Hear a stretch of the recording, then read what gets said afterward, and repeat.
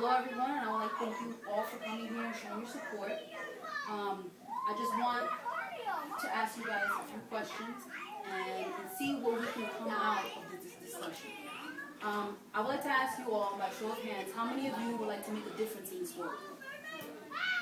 Pretty much everyone. And I think everyone that is living in this world has a purpose. And with that purpose and that drive that we have inside as human beings, we have a natural attraction to want to make a difference, to leave a legacy, to be known for something, to go beyond the grave. A difference is made by the action of those who desire the difference. Now, how do we make this difference? We have to find a cause. We need to find how we can make this difference. Well, I'm here to tell you about a way that you can make the difference, a cause that is worth standing for. I know many of you heard about this thing about global warming, about the greenhouse effect, and about how this planet is on a daily basis suffering for the different things and the different decisions that we're taking, our actions as human beings in this planet. Going green is taking a stand and saying that I am going to be more environmentally friendly towards this environment because we're using up the resources of this planet, resources that we need to live on a daily basis. Some of the causes that are happening around the world because of our decisions, according to the World Health Organization, they're saying there's approximately 4,000 children that die daily because of contaminated water.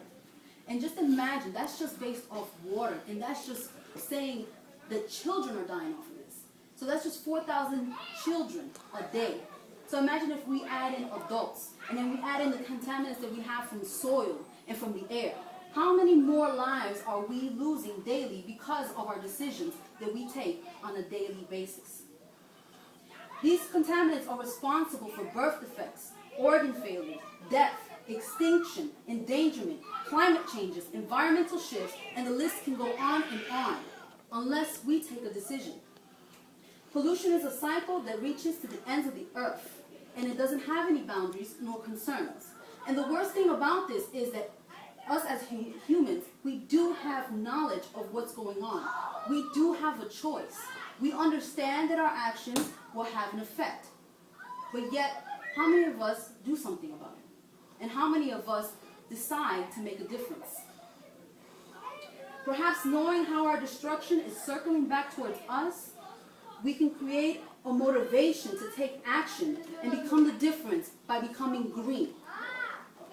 Being green is a movement and a voice that is identifying a problem within this world, and we're going against the destructive action that we're doing by our decisions. Now, I'm going to go ahead and talk to you a little bit more about what is the greenhouse. Okay? The greenhouse effect basically is a natural barrier that we have in the planet. It's a barrier that covers the world. And this barrier, basically what it does is it holds in the heat that comes from the sunlight.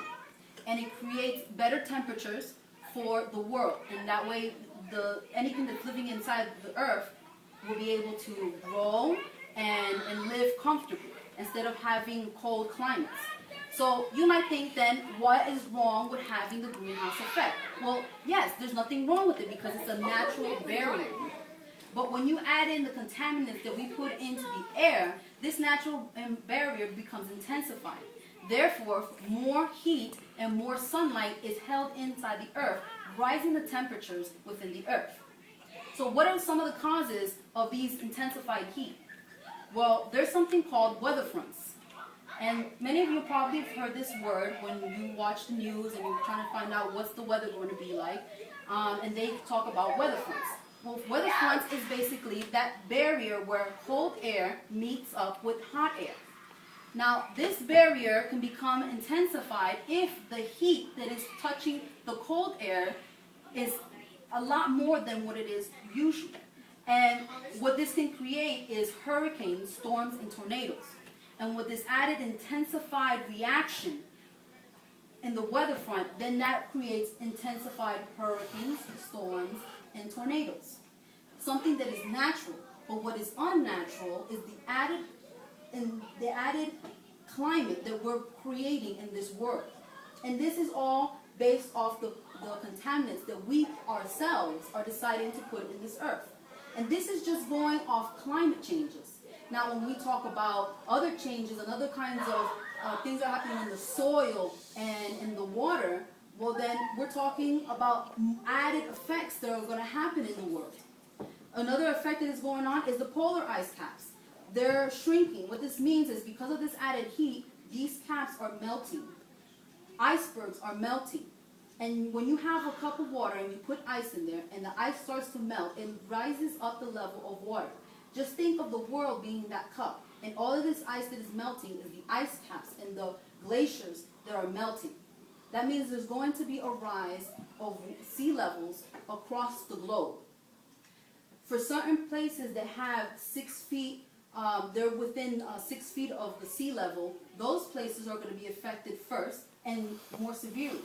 Now, maybe this is not an issue. Maybe certain sectors get covered with water. But what happens when you multiply that across the globe with all of these places that have the same type of height level with the sea and they're getting covered? How many people are going to be looking for refuge? We're not talking about just simply hundreds or thousands. We're talking about millions. And where we're going to put these people when their homes are filled with water and they're flooded? This will cause global catastrophe.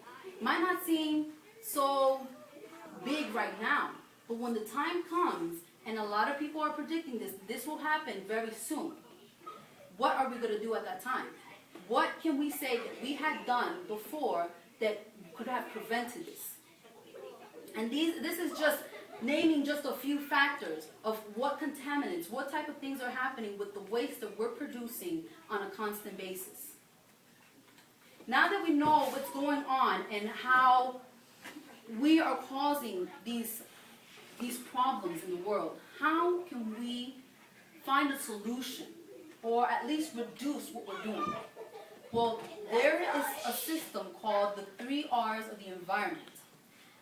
The first one is reducing. The second one is to reuse. The third one is recycling. The first R is reducing. Basically what this is reducing the waste that we produce. And that way we can alter the effects on the environment. Now how can we do this? Well, when we go shopping at the store, we can start taking a decision of the products that we're buying. What is needed? This might seem a little hard because we're living in a time where we live in abundance. But sometimes we have to think further than what our wants are and more towards our needs.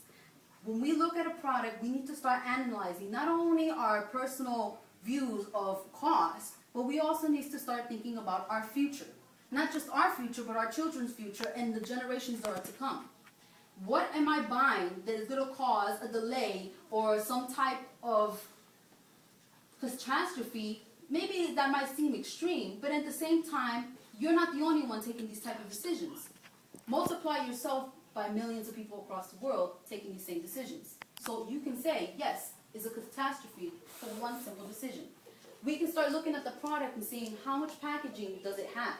Does it really need all that packaging? Can I do something else with that packaging? Can I reuse it? That's part of the second R. Can I recycle it? That's part of the third R. What can I do that makes this product functional in many more ways than just what is manufactured? This is putting the mindset of avoiding to throw away things later. We're trying to reduce the amount of waste that we have in this world. These landfills are piling up. And yes, there's many that say, oh, but we have plenty of land. We can use more land for more landfills. But what's the point? What about the landfills that we have now? What are we going to do with the waste that we have now? There are many environmentalists that are trying to find solutions for things that cannot biodegrade quickly. These things, like styrofoam, takes about 400 to 500 years just to biodegrade. And there's other things that can't even biodegrade. There's things like plastic that will stay there forever. What are we going to do with all of this trash? Would you want trash to be piling up inside your home, and you know that there's no way for you to stop it, for you to clean this out? Would you want to live there? I don't think so. So this world is just like our home, and we must treat it that way. That's why Going Green is taking that stand to say, I do care. I am going to make a difference. I am going to make a change. Also, the second R, again, let's go back to it, reuse. We're reusing these materials in different ways, more than what their purpose was for in the first place. Giving examples of what we can do with other things is glass jars. We might have a jar of jelly that comes in glass. We can go ahead and reuse, once we're done with that product, reuse it to store other foods. We can use reusable containers instead of paper bags. We can do different things on a constant basis that will change the decisions of the future. Recycling should be the last step of your decisions, because recycling is cost effective for businesses, for governments, and even for yourself. But it should be the last resort, because although it is reducing the amount of energy to produce new products, it is still using up energy. So it is better to reuse something in a different way than going ahead and just recycling it first. So that's why that should be the last step. If you implement these 3 R's into your daily life, you are taking a stand to make a difference in the future. And why do we need to take a stand to make a difference in our future? Because it is our moral duty to do so. And even if you don't believe that global warming is something that is serious or something that it will happen, can you really take the plunge in saying, I'm not going to do anything because I really don't believe it. I don't really think that global warming is going to happen. Are you ready to take on the consequences if it does happen and you were wrong in your decision? There are people that are saying that I'm not going to take a stand because I don't believe global warming is going to happen. Even with statistics or proof or any type of thing, it's not going to convince you, which is fine. You're entitled to your own opinion and to your own decisions. But ask yourself, am I willing to risk it? Because the outcome of risking this could be a lot more than what you expected. This could mean global catastrophes, extinction, just across the board, just destructions everywhere. People in panic. This affects you in every way. And that could be just me exaggerating. But what if it's not? So I encourage you to try to outweigh the decisions that you take each day in making the difference. Because the difference is what you want it to be. If you decide to make the difference, then stand up for the difference. Because our ambitions as human beings have taken us far, but they also have cost us a lot. And if you're not willing to pay that, then make the value of human existence matter for all living things. Because this is our planet that we call